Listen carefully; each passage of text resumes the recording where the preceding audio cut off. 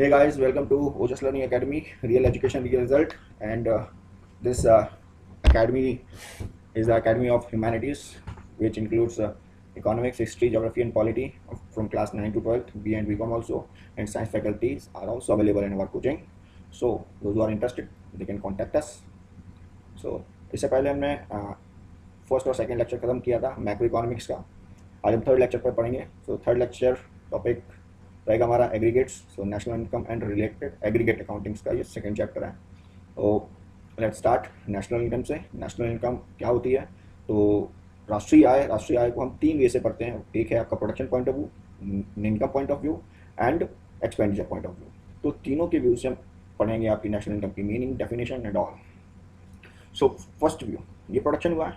ये मान लीजिए कि ये इंडिया का एक प्रोडक्शन हुआ है, ठीक है, ओवरऑल प्रोडक्शन हुआ, यही प्रोडक्शन हुआ है. तो ये ऑल जो प्रोड्यूस हुआ है उसकी फाइनल वैल्यू है मान लीजिए 1 लाख रुपए. तो जो 1 लाख रुपए है प्रोडक्शन, तो वही हमारा नेशनल इनकम हो जाएगा. ये एक साल की फर्स्ट इंपॉर्टेंट चीज़ क्या है? एक अकाउंटिंग ईयर की होना चाहिए और सभी की फाइनल गुड्स की वैल्यू होनी चाहिए. तो वो हमारा नेशनल इनकम कहलाएगा. So national income is the sum total of money value of all goods and final goods and services produced by normal residents of a country in an accounting year. तो ये है हमारा production view. Next view है हमारा income view. तो income में हमको कहते हैं कमाई करेंगे तभी हमारी इनकम होगी. ये मेहनत कर रहा है तब उसके पास पैसा आ रहा है. तो मेहनत कर रहा है तो पैसा आ रहा है, इसीलिए इसकी इनकम को कहा जाता है factor income. Is engaging labour, is engaging land. तो लैंड, लेबर, कैपिटल का इस्तेमाल करके ये जो पैसा कमा रहा है तो वो उसकी इनकम होगी. तो सभी फैक्टर इनकम्स जो कि नॉर्मल रेसिडेंट के द्वारा अर्न होते हैं, रेंट, वेजेस, इंटरेस्ट, प्रॉफिट, लेकिन ये अकाउंटिंग ईयर के अंदर, तो उसको हम नेशनल इनकम कहेंगे.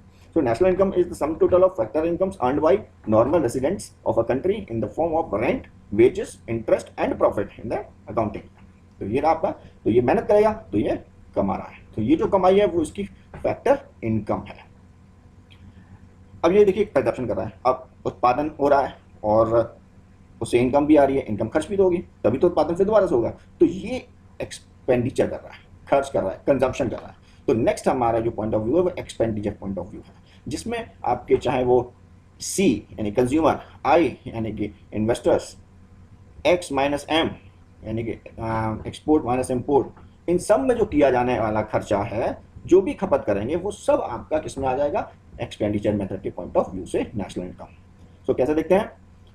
National product is the net output of commodity and services flowing during the year from the country's productive system into the hands of ultimate consumers. जो भी ultimate consumers के पास जाता है, जो कुछ भी प्रोड्यूस हुआ है, नेट आउटपुट प्रोड्यूस हुआ है, वो नेशनल इनकम कहलाएगा. किस तक, कौन से व्यू से? एक्सपेंडिचर पॉइंट ऑफ व्यू से. आई होप आपको ये तीनों डेफिनेशन समझ में आई होंगी. तो इन शॉर्ट अगर समझें कि नेशनल इनकम या तो आप कह सकते हैं कि money value of all final goods and services produce, यानी कि सबकी मनी वैल्यू, जिसमें हमने इनकम मेथड्स में देखा था, जिसमें हमने प्रोडक्ट मेथड में देखा था. या हम ये समझ लें कि sum total of all factors income, जैसे कि हमने इनकम मेथड में देखा था. या हम वो समझ लें कि सभी टोटल कंजप्शन को अगर हम इंक्लूड कर लें, या एक्सपेंडिचर को, फाइनल एक्सपेंडिचर को इंक्लूड करें, वो भी हमारा नेशनल इनकम है. तो क्या, जो हमारा प्रोड्यूस होगा उसी से हमारे फैक्टर जनरेट होंगे, उसी से हमारे कंजप्शन या एक्सपेंडिचर भी होंगे. तो दीज ऑल आर इक्वल. अगर नेशनल इनकम हम प्रोडक्ट मेथड से निकालते हैं या इनकम मेथड से निकालते हैं या एक्सपेंडिचर मेथड से निकालते हैं, तो दोनों ही इक्वल रहेंगे. तो that's why both three are equal. इसको हम ट्रिपल एंटिटी भी कहते हैं. आगे चलते हैं कि बेसिक इकोनॉमिक एक्टिविटीज कौन से होते हैं. So they are production which is done by producer, consumption, consumers, capital formation, investors, government transaction, of course government करेगी. Transaction with the rest of the world, वो कोई भी कर सकता है, चाहे वो गवर्नमेंट करे चाहे वो आपका प्रोड्यूसर करे. तो ट्रांजैक्शन करना यानी कि इंपोर्ट और एक्सपोर्ट करना. आगे ये देखिए, एक इकोनॉमी क्लोज है. यहाँ पर ना तो कोई एक्सपोर्ट हो रहा है, ना कोई इंपोर्ट हो रहा है, ना किसी से मदद ली जा रही है. ये पूरा आइसोलेनिस्ट है, ये अटॉर्की है. तो ये, इसको किसी से कोई संबंध नहीं. तो ये क्लोज इकोनॉमी है. अगर इसके दरवाजे खोल दिए जाएं, इसका गुड्स एंड सर्विसेज फ्लो होने लगे to other country, then this economy will become open economy. So क्या है दोनों में difference? Close economy, a country which has no economic relation with rest of the world, a country which has economic relation with rest of the world. So here close economy को y equals to C, I और G. तो सी मतलब consumer household, I for producer and G for government. Here same, C for consumer, I for producer, G for government and X minus means export और import अगर हो रहा हो. So this is the basic difference between closed economy and open economy. Now next move to the leakage and injection. Injection, कोई भी economy अगर चल रही है, कोई भी सर्कुलेट में चल रही है, प्रोडक्शन हो रहा है, घर के पास आ रही है, प्रोड्यूसर के पास आई है, जैसे कि आपने सर्कुलर फ्लो में पढ़ा था, तो उस सर्कुलर फ्लो में सपोज कीजिए कि आपका $100 दो लोगों के बीच में फ्लो हो रहा है. $100, एक ने $100 खर्च किए, दूसरे ने $100 फिर खर्च किए, तीसरे के पास आ गया, तीसरा $100 फिर खर्च करता है, तो ये $100 उस इकोनॉमी में घूम रहा है. अब क्या होता है कि बीच में एक कोई व्यक्ति था जिसको $100 मिले, उसने $10 सेव कर लिया, $10 सेव करके अलग रख लिया, तो ये आप पास कर पाएगा कितना, $90. तो देखिए जो आपका इकोनॉमी का फ्लो होता है वो छोटा होता चला जाएगा, जो साइकिल है, इकोनॉमिक साइकिल है, वो छोटी हो जाएगी थ्रू सेविंग की वजह से. तो सेविंग क्या है, लीकेज, वहां से लीकेज कर दिया ना इकोनॉमी से. तो it refers to the withdrawal from the circular flow leakage cause contraction of the circular flows. तो एग्जांपल है सेविंग्स. इसी तरीके से उस सर्कल मान लिया $100 रुपीज के जो सर्कल चल रहा था, और उस $100 में गवर्नमेंट ने अचानक से $100 का इन्वेस्टमेंट कर दिया, या अनिल धीरूभाई अंबानी ने कर दिया $100 का इन्वेस्टमेंट. तो 100 गवर्नमेंट के, 100 अंबानी के, और 100 पहले से, तो इकोनॉमी में कितने चल रहे हैं, $300. तो इकोनॉमी की सर्कुलर फ्लो है, बड़ा हो जाएगा, साइकिल होगी वो बढ़ जाएगी, उसको बोलते injection. So it refers to the addition of circular flow injections cause expansion of circular flow. Example है आपका government expenditure, export, import, investment. Okay guys, आगे बढ़ते हैं. अब बात करते हैं factor payments and transfer payments की. ये एक बंदा है, मेहनत करता है, और ये फार्मर है, फार्मर से इसने कमाई की, तो इसने मेहनत से पैसा कमाया. जो भी हम मेहनत से पैसा कमाते हैं वो हमारी फैक्टर इनकम हो जाती है, चाहे वो रेंट से हो, चाहे वो वेजेस से हो, चाहे वो इंटरेस्ट के रूप में, चाहे वो प्रॉफिट के रूप में. जो भी पैसा हम मेहनत से कमाते हैं वो हमारी फैक्टर पेमेंट्स हो जाती है या इनकम हो जाती है. अगर हम किसी मेहनत करने वाले को दे रहे हैं तो वो हमारी फैक्टर पेमेंट, अगर हमें वो मिल रही है तो वो हमारी फैक्टर इनकम. इसी तरीके से अब ये अंकल जी काम करके आए, उन्होंने पैसे कमाए, मेहनत की, और इनके सुपुत्र ने गिफ्ट दे दिया अपनी गर्लफ्रेंड को. तो इनका तो इन्होंने कौन सा खर्चा कर दिया, ट्रांसफर पेमेंट. इनको क्या हो गया, ट्रांसफर रिसीप्ट या ट्रांसफर इनकम. ऐसी कोई ट्रांसफर जो ना तो कोई गुड्स को क्रिएट करे, ना ही कोई गुड्स को, सर्विस को क्रिएट करे, वो सारी होती है transfer payment, free flow of goods, unilateral. समझ में आ गया. तो ये फैक्टर पेमेंट्स इनकम कंप्राइज होते हैं रेंट, वेजेस, इंटरेस्ट और प्रॉफिट. लेकिन इसमें क्या होते हैं, gift, subsidies, donation and scholarship. इसको हमें रिसीव, ये मिलता कब है, तब जब हम कोई भी प्रोडक्टिव सर्विस प्रोवाइड करते हैं. ये without any productive service provide करने पर मिल जाता है. ये अर्नड इनकम होती है, हमारी कमाई होती है, ये अनअर्नड होती है. इसमें केवल रिसिप्ट कॉन्सेप्ट चलता है, मिलता है, सरकार से ले लो, सरकार से मांग लो. ये हमें कमाना पड़ेगा, काम करो तभी खाओगे, काम करो तभी खाओगे. ये बाईलैटरल होता है, दोनों तरफ से ट्रांजैक्शन होता है. एक कमाता है, दूसरा उसको काम करके देता है, वो पैसा देता है.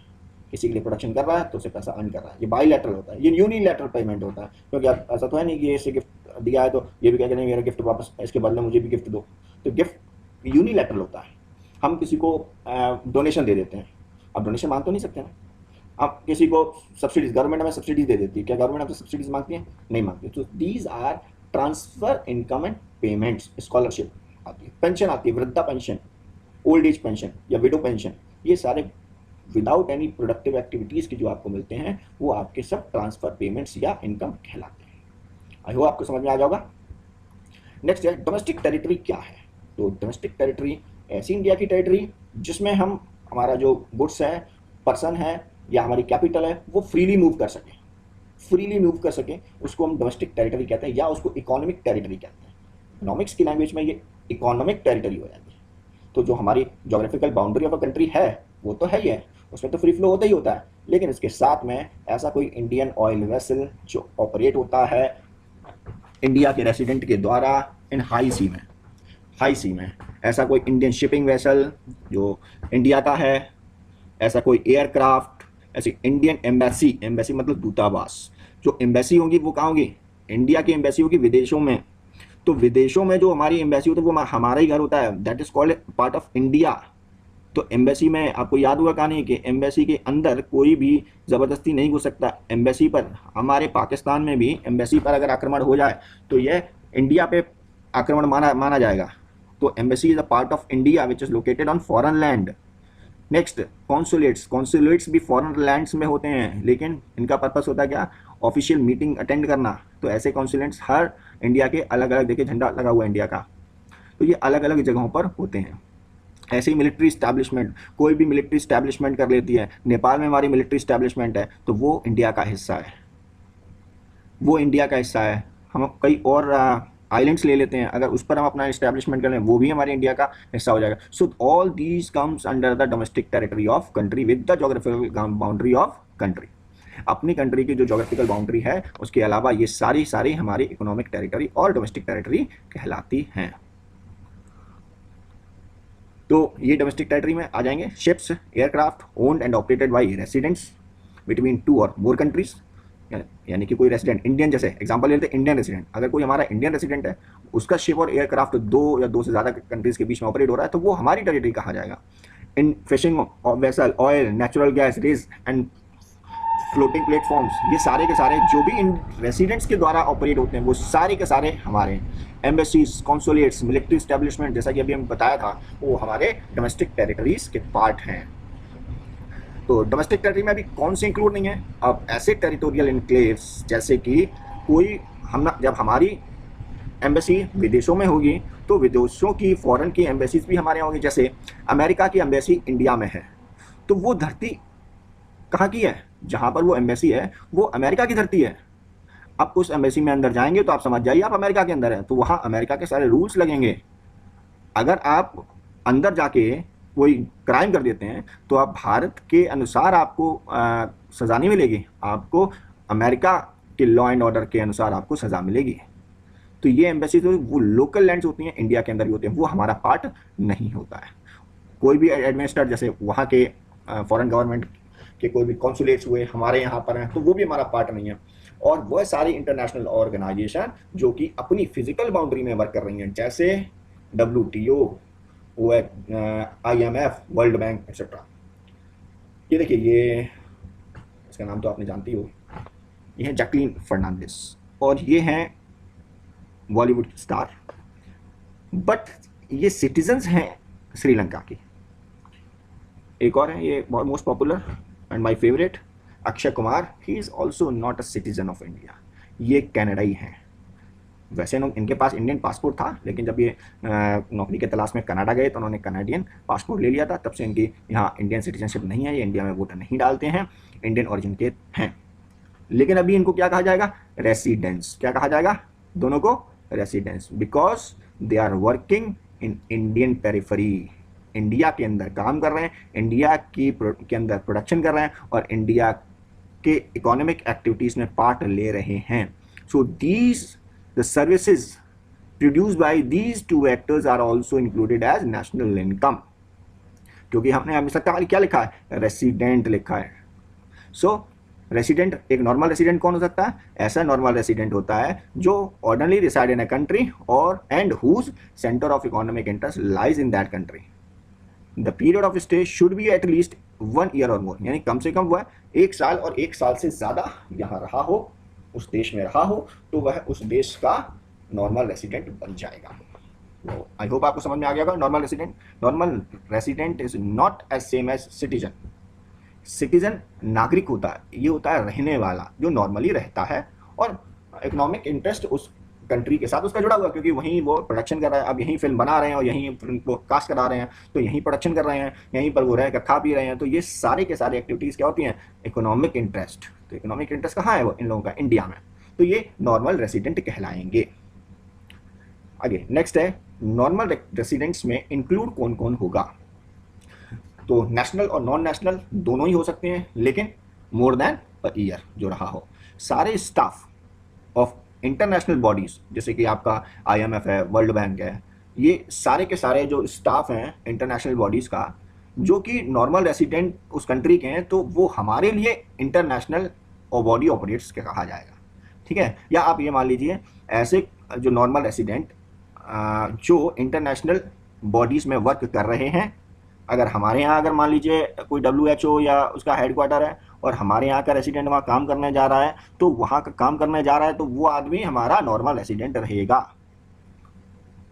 और किसी और देश का आदमी हमारे यहाँ उस अंतर्राष्ट्रीय संस्था में काम करने वाला व्यक्ति है, तो वो हमारे यहाँ नॉर्मल रेसिडेंट नहीं रहेगा। समझ रहे हैं ना आप? हमारे इंडिया में कोई भी इंटरनेशनल बॉडी है, सपोज कीजिए, उसमें एक इंडियन काम करता है, अपना काम करता है, घर वापस चला जाता है, काम करता है, फिर घर वापस चला जाता है, तो वो नॉर्मल रेसिडेंट है। लेकिन एक फॉरेनर है, वो उस कंपनी के साथ ही आया है, वहीं रह रहा है उसी कंपनी में, तो वो हमारा नॉन रेसिडेंट है, तो वो वर्किंग वीज़ा पे आएगा। तो local employees working in foreign embassies, जैसा कि अभी बताया कि हमारी जो फॉरेन एम्बेसीज यहाँ पर है, लेकिन यहाँ के लोग सफाई करने वाले टेक्नीशियंस जो भी वहाँ काम करने जाते हैं, हायर तो यहीं से करेंगे, वहाँ से तो टेक्नीशियन लेके नहीं आएंगे, तो वो हमारे नॉर्मल रेसिडेंट कहलाएंगे। ऐसे सारे वर्कर्स जो रोज़ बाउंड्रीज क्रॉस करते हैं लेकिन शाम को फिर अपनी बाउंड्री में आ जाते हैं, अपने घर की बाउंड्री में आ जाते हैं, वो सारे नॉन रेसिडेंट कहलाएंगे, सॉरी सारे नॉर्मल रेसिडेंट कहलाएंगे। तो आई होप आपको नॉर्मल रेसिडेंट समझ में आ गया होगा। तो इसको दोबारा समझ लेते हैं, सारे नेशनल और नॉन नेशनल जो 1 साल से ज़्यादा भारत में रह रहे हो तो भारत का नॉर्मल रेसिडेंट कहलाएगा। इंटरनेशनल बॉडीज़ में काम करने वाला स्टाफ अगर वो फॉरेनर है तो फॉरेनर ही माना जाएगा, अगर भारत का है तो रेसिडेंट कहलाएगा। लोकल एम्प्लॉयज़ काम करते हैं किसी फॉरेन एम्बेसीज में तो वो भी नॉर्मल रेसिडेंट कहलाएगा। और जो वर्कर्स हैं जो रोज़ बाउंड्री क्रॉस करके आते हैं जाते हैं, काम करके शाम को लौट आते हैं, तो वो नॉर्मल रेसिडेंट कहलाएंगे। आगे बढ़ते हैं, नॉर्मल रेसिडेंट में कौन लोग नहीं आएंगे। अब 1 साल वाली जो आपने बात कही कि 1 साल तक यहाँ रहना चाहिए, तो उसकी भी 2 तरीके की सिचुएशन है, उसमें ध्यान रखें। जैसे अगर वर्ल्ड बैंक है, वर्ल्ड हेल्थ ऑर्गेनाइजेशन IMF, ये इंटरनेशनल इंस्टीट्यूशन है, भले ही ये हमारी नेशनल टेरिटरी में काम कर रहे हो, बट ये हमारे नॉर्मल रेसिडेंट नहीं कहे जाएंगे, क्योंकि ये विदेशों से आए हैं और यहाँ काम करने आए हैं और इनका हेडक्वार्टर या रीजनल क्वार्टर यहाँ बनाया हुआ है, तो they are not normal resident. इसी तरीके से अगर कोई भी स्टूडेंट पढ़ने के लिए जाता है 1 साल से ज़्यादा जाएगा, तो क्या वहाँ का रेसिडेंट बन जाएगा? नहीं। तो मेडिकल के लिए अगर कोई जा रहा है 1.5 महीने 2 महीने 1 साल 1.5 साल 5 साल से दवा करा रहा है, वहाँ रह रहा है, तो दवा और पढ़ाई के चक्कर में अगर कोई विदेश में जाके रह रहा है तो वो वहाँ का रेसिडेंट नहीं होगा, वो हमारे यहाँ का ही रेसिडेंट बना रहेगा। तो ये आपके international bank, IMF, World Health Organisation. आगे national income at current prices. Current prices क्या है? करंट प्राइसेस आज के प्राइसेस, करंट में जो चल रहे हैं वो प्राइसेस। तो नॉर्मल नेशनल इनकम को हम 2 तरीके से कैलकुलेट करते हैं, national income at current prices and national income at constant prices. दोनों चीज़ें क्या होती हैं आज आके समझते हैं। तो national income at current prices वो प्राइसेस होते हैं जिन पर हम प्रिवेलिंग प्राइस पर कैलकुलेट करते हैं, जो भी प्राइस अभी चल रहा है उसको नॉमिनल नेशनल इनकम भी कहते हैं। फॉर एग्जांपल ये वीट है, ऐसे वीट मान लीजिए 1 पैकेट है और एक पैकेट है 10 kg का, ठीक है। तो 10 kg के पैकेट की प्राइस मान लीजिए 20 रुपये अभी चल रही है, अभी फिलहाल चल रही है, महंगाई हुई उसकी वजह से चल रही है। तो ये टोटल इकोनॉमी बन जाएगी आपकी 200, ये 200 हमारी नेशनल इनकम हो जाएगी, ये करंट प्राइसेस में। लेकिन वैसे टमाटर के या वैसे इस राइस के जो प्राइस हैं वो नॉर्मली 15 रहते हैं। तो एक जब बेस ईयर मान लेते हैं कि हमारा बेस ईयर एक होता है जिसको planning commission time to time revise करती रहती है, जिससे हम अपना इन्फ्लेशन और डिफ्लेशन मान लेते हैं वो। लेकिन नॉर्मली जो हमारी वो होती है प्राइसेस होते हैं वो 15 रहते हैं, राइस के 15 रहते हैं। तो 10 kg राइस के 15, एक्चुअल जो आपकी नेशनल इनकम हुई वो कितनी हुई? 150। कितनी हुई? 150। यानी कि जो 50 रुपीज़ आप देख रहे थे पिछली स्लाइड में, तो वो 50 रुपीज़ इसमें इन्फ्लेशन हो गया। समझ रहे ना बात? इन्फ्लेशन हो गया, ये इन्फ्लेशन की वजह से ये 5 रुपये बढ़े हैं। समझ रहे हैं? हमारी एक्चुअल जो इनकम है, एक्चुअल इनकम कौन सी है? 150, 200 नहीं है, ठीक है। तो एक्चुअल है जो हमारी रियल नेशनल इनकम है वही हमारी कहलाती है national income at constant prices. So, if goods and services produced in a year for valued at fixed prices or prices of base year, we get national income at constant prices. So a base year is carefully chosen year which is a normal year free from price fluctuation. तो base year वो इस तरीके का year choose किया जाता है जिस साल प्राइस फ्लक्चुएशंस कम हुई हों, तो वो बेस ईयर। अब आप बेस ईयर आपको मिल जाता है, आप नॉमिनल प्राइस और रियल प्राइस दोनों को कंपेयर करके हम आसानी से क्या निकाल सकते हैं, इन्फ्लेशन, कितनी महंगाई, कितना अंतर आया है। आइए देखते हैं मार्केट प्राइस। मार्केट प्राइस से पहले हम नहीं पढ़ा था कि मार्केट प्राइस क्या होता है, कि मार्केट में गुड्स अवेलेबल होता है for sale, that is called market price. ठीक है, सेलिंग प्राइस और मार्केट प्राइस में अंतर आपको 11th क्लास में आपने पढ़ा होगा कि सेलिंग प्राइस तो जिस पे सेल किया जाता है, मार्केट प्राइस वो प्राइस होती है जिसमें इनडायरेक्ट टैक्सेस एंड सब्सिडीज जुड़ी हुई होती हैं, उसको हम मार्केट प्राइस कहते हैं। सो मार्केट प्राइस निकालने के लिए हमें क्या करना है, जो फैक्टर कॉस्ट है, फैक्टर कॉस्ट का मतलब हो गया गुड्स हुआ, गुड्स में से क्या रॉ मटेरियल खर्चा, लेबर का खर्चा, लैंड का खर्चा, कैपिटल का खर्चा, ये सारे केवल खर्चे अगर मिला लें तो वो हमारी टोटल फैक्टर कॉस्ट होगी। समझ रहे हैं, फैक्टर कॉस्ट होगी केवल खर्चे। प्रोडक्शन कॉस्ट, ये इसको प्रोडक्शन कॉस्ट भी कहते हैं। तो ये फैक्टर कॉस्ट में अगर हम प्लस कर दें इनडायरेक्ट टैक्स, माइनस करते हैं सब्सिडीज, तो वो आ जाती है हमारी मार्केट प्राइस। उसी तरीके से market price equals two factor cost plus indirect taxes, net indirect taxes. और नेट इनडायरेक्ट टैक्सेस कैसे आए, इनडायरेक्ट टैक्सेस माइनस सब्सिडीज। तो नेट इनडायरेक्ट टैक्सेस आए indirect taxes minus subsidies. Next है सब्सिडीज। क्या होता है, तो सब्सिडीज देखिए, ये एक सिलेंडर है, आप मार्केट में लेने गए, तो ये गरीब है, मार्केट से सिलेंडर लेने जाता है, तो इसको मिलता है ये मार्केट प्राइस में, 716 को शरीफ प्राइस है, तो वो इस प्राइस पे सिलेंडर लेने जाता है। अब क्या करता है, इसको ये महंगा लगता है, सरकार इसको सब्सिडीज के रूप में प्रोवाइड कर देगी। क्या देती है, छूट, बोले कि हम आपको 300 रुपये देते रहे, तो आपको ये सिलेंडर कितने का पड़ा, 416। 716 का टोटल प्राइस था जो आपने इस डिस्ट्रीब्यूटर को दिया, 300 की सब्सिडी गवर्नमेंट ने आपको दे दी, तो ये क्या आपका जो पेमेंट वो वापस आ गया आपके खाते में। तो जो आपको छूट दी गई है बस उसी को बोलते हैं subsidies. So these are cash grant given by the government to the enterprise to encourage production of certain commodity और टू प्रमोट एक्सपोर्ट्स और to sell goods at lower price than the free market prices. तो वही सब है subsidies. Subsidies उन सब के लिए, प्रोडक्शन को बढ़ाने के लिए, प्रमोट करने के लिए, लोअर दाम पर बेचने के लिए सभी। अब ये जो आपको दिया है कि लोअर प्राइस पे देने के लिए जो free market price, free market का प्राइस कितना है, 716। तो गवर्नमेंट आप कैसे देगी इसको, 300 रुपये में कैसे प्रोवाइड कराएगी, तो 400 रुपये में कैसे प्रोवाइड कराएगी, 300 रुपये ये अपनी जेब से इस किसान को दे देती है, तो ये सब्सिडीज हो जाता है। आगे बात करते हैं net factor income from abroad क्या होता है। तो net factor income from abroad निकल के आता है factor income from abroad by normal resident और कंट्री, माइनस कर देंगे the factor income earned by non resident. अब ये क्या है, ये समझते हैं इसको। ये हैं बजरंगी भाईजान जी, ये गए रेस्ट ऑफ द वर्ल्ड में, यानी कि विदेश के, मान लेते चाइना गए, और चाइना से ये कमा के लाए 1000 रुपये, तो वो इनके 1000 रुपये क्या हो गए, फैक्टर इनकम फ्रॉम अब्रॉड, 1000 रुपये। ठीक है, अब ये है मिस्टर चूचे और ये है चाइना के, लेकिन ये इंडिया में काम करने आते हैं। अब ये इंडिया में काम करने आते हैं तो इंडिया से कमा के ले जा रहे हैं, तो ये क्या कहलाएंगे, factor income to abroad. India से क्या चला गया, factor income to abroad. India की तरफ क्या आ रहा है, factor income from abroad. Abroad से पैसा आ रहा है, ये अब्रॉड पैसा जा रहा है। अब इन दोनों को माइनस कर दें तो क्या आ जाएगा, net factor income from abroad, NFIA। I hope आपको समझ में आया होगा।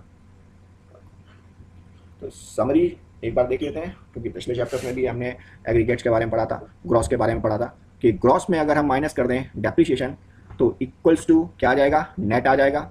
इसी तरीके से डोमेस्टिक में अगर हम net factor income from abroad NFIA अगर प्लस कर देते हैं तो आ जाता है आपका नेशनल, और अगर हम फैक्टर कॉस्ट में प्लस कर दें net indirect tax then it comes market price. तो ये एक समरी थी, और इस तरीके से भी आप समझ सकते हो। जी को बदलने के लिए, जी को एन में कन्वर्ट करने के लिए माइनस डेप्रिसिएशन का सहारा लिया जाता है। ये रिवर्स भी है, अगर नेट को, अगर एन को आपको जी में कन्वर्ट करना है तो आप प्लस कर दीजिएगा, तो रिवर्स चलता ही है। ये सारे रिवर्स भी चलते हैं। उसके बाद डी को अगर नेशनल में लेके आना है, यानी डोमेस्टिक को नेशनल में चेंज करना है, तो आप NFIA प्लस कर दीजिए, प्रोडक्ट सेम ही रहता है। और मार्केट प्राइस को अगर फैक्टर कॉस्ट में अगर कन्वर्ट करना चाहते हैं तो आप माइनस NIT कर दीजिए, तो आपका आ जाएगा टोटल NNP एट FC। तो फॉर्मूला बड़ा आसान हो गया, GDP एट MP में माइनस कीजिए डेप्रिसिएशन, प्लस कीजिए NFIA, माइनस कीजिए NIT, whole total equal to आ गया NNP@FC। मुझे उम्मीद है कि आपको ये वीडियो पसंद आई होगी, तो मैंने अच्छे से समझाने का प्रयास किया है। So thanks for watching. Please like, subscribe and share, and don't forget to press icon button. मेरे आप बेल का बटन दबाएंगे तो मेरी जो अगली वीडियो की नोटिफिकेशन है वो आपके पास जल्दी से जल्दी पहुंच जाएगी। आप कोई भी वीडियो मिस नहीं कर पाएंगे और घर बैठे आप पूरा का पूरा कोर्स फ्री में मिल जाएगा। सो thanks for watching. Thank you.